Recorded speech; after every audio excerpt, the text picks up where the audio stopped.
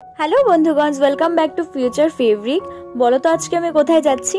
দাঁড়াও অত ভাবতে হবে না, আমি তোমাদেরকে বলে দিচ্ছি। আজকে আমরা যাচ্ছি হচ্ছে শিল্প মেলার মধ্যে। হাপানিয়া যে শিল্প মেলাটা শুরু হয়েছে, বাণিজ্য শিল্প মেলা, সেটার মধ্যে যাচ্ছি। আর হ্যাঁ, আমরা কিন্তু ঘুরতে যাচ্ছি না, আমরা যাচ্ছি কাজের জন্য। তো আমরা অফিস থেকে বেরিয়ে গেছি, আমি, অরিন্দম আর জুলিয়াস, আমরা তিনজনই যাব একই বাইকে করে। তো অরিন্দম বাইকটা নিতে গেছে, আর এখন যাওয়ার পথে ওর বাইকের চাকাটার মধ্যে পাংচার হয়ে গিয়েছিল, সেটাকে ঠিক করিয়েছে আগে। তো তারপর আমরা এখান থেকে বেরিয়ে বাইকে করে এবার রওনা দিয়ে দিয়েছি মেলাতে যাওয়ার জন্য। আর যাওয়ার পথেই কিন্তু আমরা রাস্তার মধ্যে একটা চায়ের দোকান দেখতে পেয়েছি, ছোট একটা চায়ের দোকান। সেখানে আমরা চায়ের দোকান দেখবো আর দাঁড়াবো না, সেটা কি আর হতে পারে? তো আমরা নেমে গেছি চা খাওয়ার জন্য।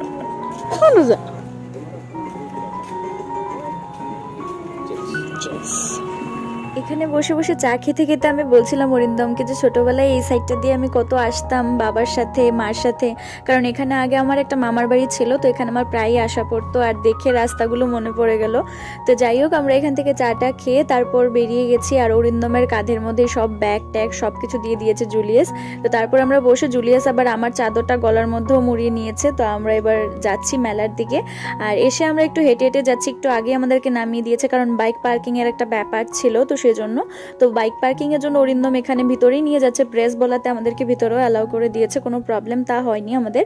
তো আমরা ভিতরে গেছি, আর গিয়ে একটু একটু করে দেখছিলাম কি কি আছে কি কি নেই। আমরা অ্যাকচুয়ালি এসছি একটা প্রমোশনাল শ্যুটের জন্য, একটা কাজের জন্যই এসছি। তো যেই কাজটার জন্য এসছি অনেক এক্সাইটমেন্ট ছিল, অনেক কিছু প্ল্যান করে এসছি, এভাবে করব সেভাবে করব, বাট আলটিমেটলি সেটা হলো না। আমরা যে শপটার মধ্যে এসছি, এখানে এসে শুনলাম কি শপের যিনি ওনার রয়েছে, যার সাথে আমাদের কথা হয়েছিল আসার আগে, বাট উনি জাস্ট আমরা আসার 5 মিনিট আগেই বেরিয়ে গেছে। তো সেই জন্য আমাদের শ্যুটটাও ক্যান্সেল হয়ে গেল। তো আমরা ভাবছিলাম যে কি করব কি না করবো, আর আমি এদিকে মিরর পেয়ে আবার ভিডিও করা শুরু করে দিয়েছি। আর এদিকে ছোট্ট বাচ্চা একটা জায়গার মধ্যে বসেছিল, আমি জানি না সেটাকে কি বলে, বাট আমি যদি বাচ্চা হতাম আমি কিন্তু গিয়ে এখানে বসে যেতাম। আমার এরকম জিনিসের খুবই শখ, দোলনা বলো বা ছোট ছোট এরকম বাচ্চাদের জিনিসে।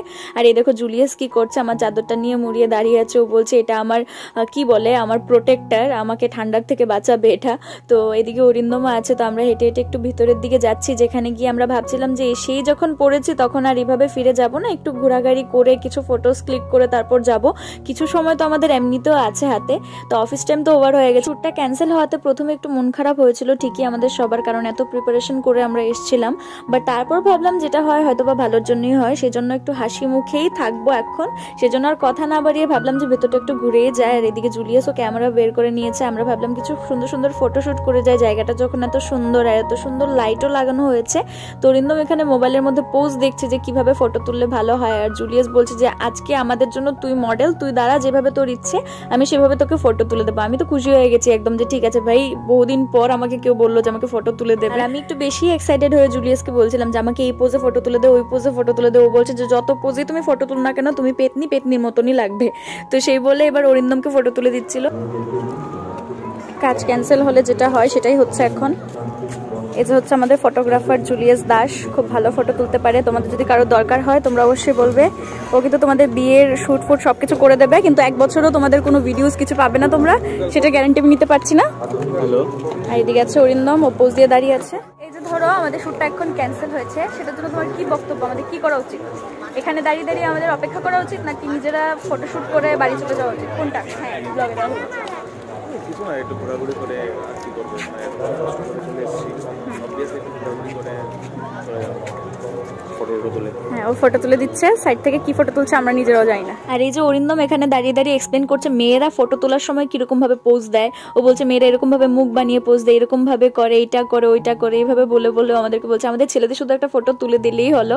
আর এরকম ভাবে আমরা কথা বলছিলাম। সেই মোমেন্টে ছোট্ট একটা পাপ্পিটাকে দেখে সত্যিই কষ্ট লাগলো, ও হাঁটতেই পারছিল না। আর এদিকে এত এত লাইট দেখে, এত এত মানুষ দেখে মানে এত ভালো লাগছিল, আমার মনে হচ্ছিল যে আমি এখানেই থেকে যাই। আর লাইটস তো আমার ভীষণই প্রিয়, আমি পারি না যে আমার বাড়িতে শুধু ফুলের বাগান আর লাইট দিয়ে প্রচন্ড পরিমাণে সাজিয়ে ফেলতে, যেটা পসিবল হয়ে ওঠে না। বাট হ্যাঁ, এটাও ঠিক যে একদিন আমি আমার ঘরটাকে সুন্দর করে ফুল দিয়ে তারপর লাইট দিয়ে সাজাবো, এটা আমার একটা ড্রিম বলতে পারো। তো আমরা এবার সামনের দিকে হেঁটে হেঁটে যাচ্ছি, আরেকটু সামনে গিয়ে কিছু ফটোস ক্লিক করবো বলে। জুলিয়াস আমাদেরকে গাইড করে নিয়ে যাচ্ছে যে আয় এদিকে, আমার পিছু পিছু আসতে থাক, তোরা নইলে হারিয়ে যাবে, এরকম ভাবে বলছিল। তো আমরা এবার সামনের দিকে হেঁটে হেঁটে গেলাম। আমি ওকে আবার বলছিলাম যে দেখ আমার বাড়ির কাছেই কিন্তু মেলা, তুই আমাকে রাস্তা শেখাতে আসিস না, আমি কিন্তু সবটাই চিনি খুব ভালো করে। আমরা এদিকে দাঁড়িয়ে ফটো সেশন করছি, কারণ আমাদের অন্য কোনো কাজ নেই, ওদের কোনো কাজ নেই, আমাকে ফটো তুলে দিচ্ছে। বাট ব্যাকগ্রাউন্ডটা খুবই সুন্দর। মেলার ভিতরে একদম ভিতরের দিকে আসলে কিন্তু একটা ব্রিজের মতো আছে যেখানে উপরে অনেকগুলা লাইটস দিয়ে সাজানো। এখানে ফটোস ক্লিক করলে ভীষণই সুন্দর আসে। আর যেহেতু ডিএসএলআর ছিল তো আমি তো কয়েকটা ফটোস ক্লিক করে নিয়েছি। বাট এখানে দাঁড়িয়ে দাঁড়িয়ে আবার নিচের দিকে এসেও ফটো ক্লিক করছিলাম, অনেকজনই তাকাচ্ছিল। বাট এই দেখো জুলিয়াস আমাকে বলছে এই পোজ দিয়ে দাঁড়া, ওই পোজ দিয়ে দাঁড়া। আর আমি কত যে নাটক করছি রে বাবা, আমি এখনই ভিডিওসগুলো দেখে ভাবছিলাম যে আসলে ঠিকই তো আমি কত নাটক করছিলাম, এই পোজ চেঞ্জ করছি, এই সাইড থেকে ওই সাইডে যাচ্ছি। আর এই পোজগুলো দেখে আমার একটাই গান মনে পড়ছে, मैं हीरोइन हूँ। এই গানটা মাঝে মাঝে না একটু মানে मैं अपनी फेवरेट हूँ, मैं खुद को बहुत पसंद करती हूँ এরকম একটা অ্যাটিটিউড এসে যায়। আবার এক একদিন এরকম মনে হয় যে না না ভাই আমার নিজেকে আর ভালোই লাগছে না। তো যাই হোক, তারপর আমরা এখানে কিছু ফটোস ক্লিক করে চলে যাচ্ছিলাম সামনের দিকে। বাট এখানে না বোর্ড চলার সিস্টেম আছে। আর আমি অরিন্দমকে কতবার বললাম বাট ও নিয়ে এই ঠান্ডার মধ্যে তুই এটা কেন চালালি না? হ্যাঁ স্নান করে না, প্রতিজ্ঞা নিতে শীতে 3 মাস স্নান করতো না। এখন বাই চান্স যদি এটার মধ্যে পুরা জায়গা জলের ভিতরে তোদের স্নান করতে লাগবে, জলের স্পর্শ হয়ে যাবে গা।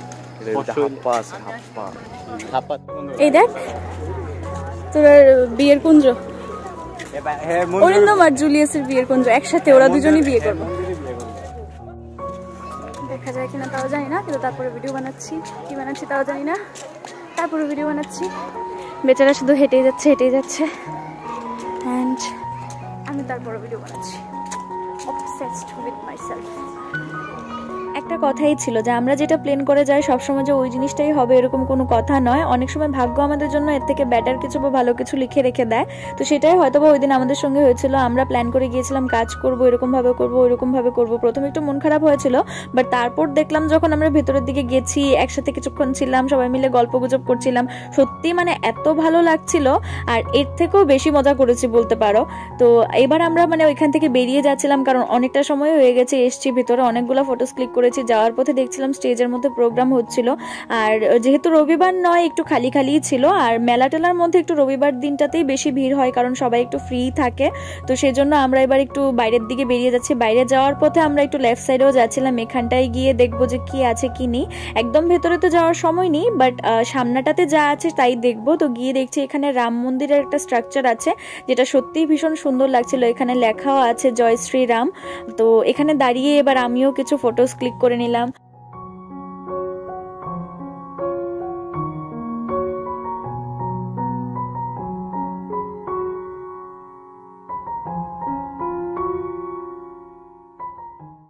রাহুল, বহুদিন পর রাহুলের সাথে দেখা হয়েছে।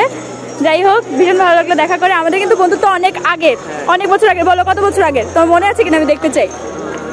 2014 থেকে 2014 থেকে আমাদের বন্ধুত্ব, 14 ডিসেম্বর মাস থেকে ওর মানটাও মনে আছে। যাই হোক, টাইমলাইন থেকে শুরু আমাদের পরিচয়।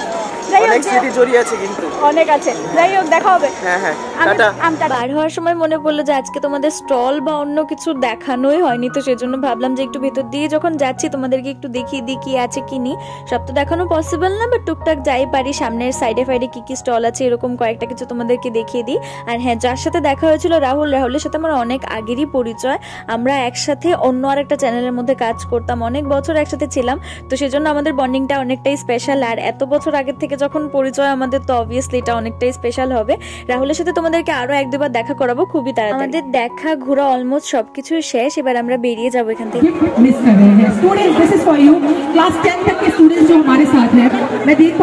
এখানে চলছিল একটা কুইজের গেম মেবি। তো আমরা বেশিক্ষণ এখানে দাঁড়াইনি, আমরা বেরিয়ে যাচ্ছি। আর হ্যাঁ, যাওয়ার সময় কিন্তু আমার এখানে ভাই বৌমনির সাথেও দেখা হয়ে গেছে। তোমাদেরকে এখনই দেখিয়ে দিচ্ছি। আমি একটু সামনে এগোতেই ওদেরকে দেখলাম। হ্যালো বলো। হ্যালো। ওরাও মেলা ঘুরতে এসেছিল, ভাই বৌমনি, বৌমনির মা, বৌমনির বোন সবাই এসেছিল। তো এখানে দাঁড়িয়ে আমরা কিছুক্ষণ গল্প করে এবার ওদেরকে টাটা করে দিয়েছি। ওরাও বাড়ি চলে যাবে, আর আমারও অনেকটা লেট হয়ে গেছে, সেজন্য আমারও বেরোতে হবে। তো আমিও মেলা থেকে এবার বেরিয়ে গেছি। এত এত এত বেশি বেশি কাজ করার পরে টাটা তো হয়।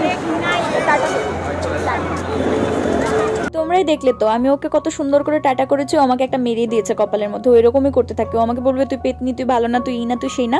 বাট আলটিমেটলি ও আমার সাথে মারামারি করবে, আমার সাথেই ঝগড়া করবো, এরকমই করে। কিন্তু যাই হোক, ফাইনালি আমি বাড়ি যাচ্ছি। ফাইনালি বাড়ি চলে এসেছি। ভীষণ গরম লাগছে, হঠাৎ করে গরমটা ফেলেছে, সেজন্য মানে সহ্য করতে পারছি না। যাই হোক, বাড়ি চলে এসেছি। আশা করছি আজকের এই ব্লগটা তোমাদের অনেক ভালো লেগেছে। ভিডিও ভালো লাগলে please do like, share, subscribe to future favourite. আর ভিডিওর কোন পার্টটা সবচেয়ে বেশি ভালো লেগেছে কমেন্ট করে কিন্তু আমাকে অবশ্যই জানাবে। তোমাদের সাথে দেখা হচ্ছে নেক্সট ব্লগে খুবই তাড়াতাড়ি। ততক্ষণ পর্যন্ত ভালো থাকবে, stay positive. Hare Krishna, chant Hare Krishna and be happy. Jai Jagannath.